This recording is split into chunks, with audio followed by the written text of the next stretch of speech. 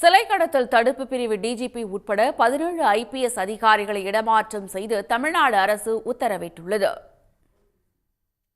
மேற்கு மண்டல ஐஜியாக இருந்த பவானீஸ்வரி காவல் தலைமை ஐஜியாக இடமாற்றம் செய்யப்பட்டு அந்த பொறுப்புக்கு ஐபிஎஸ் அதிகாரி செந்தில்குமாரை தமிழ்நாடு அரசு நியமித்துள்ளது.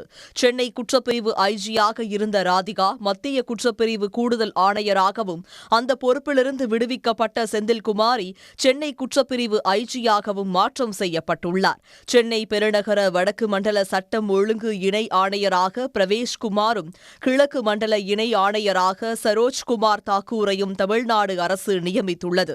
சென்னை போக்குவரத்து இணை ஆணையராக இருந்த தேவராணி வேலூர் சரக டிஐஜியாக இடமாற்றம் செய்யப்பட்டார். நெல்லை சரக டிஐஜியாக ஐபிஎஸ் அதிகாரி மூர்த்தியும், நெல்லை மாநகர ஆணையராக ரூபேஷ்குமார் மீனாவும், மகேந்தகுமார் ராத்தோட் சமூக நீதி மற்றும் மனித உரிமைகள் பிரிவு ஐஜியாகவும் நியமனம் செய்யப்பட்டுள்ளார். அந்த பொறுப்பிலிருந்த சாமுண்டீஸ்வரி காவல் தலைமை பிரிவு ஐஜியாகவும் மாற்றப்பட்டுள்ளார். தமிழ்நாடு காவலர் வீட்டு வசதி கழக தலைவராக இருந்த ஏ.கே. விஸ்வநாதன் அண்மையில் ஓய்வு பெற்ற நிலையில் அப்பொறுப்புக்கு சைலேஷ்குமார் யாதவ் நியமிக்கப்பட்டுள்ளார்.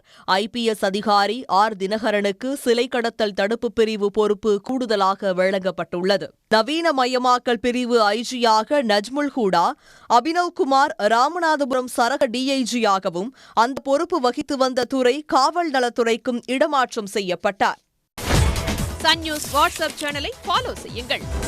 QR கோடை ஸ்கேன் செய்து சன் நியூஸோடு இணைந்திருங்கள்.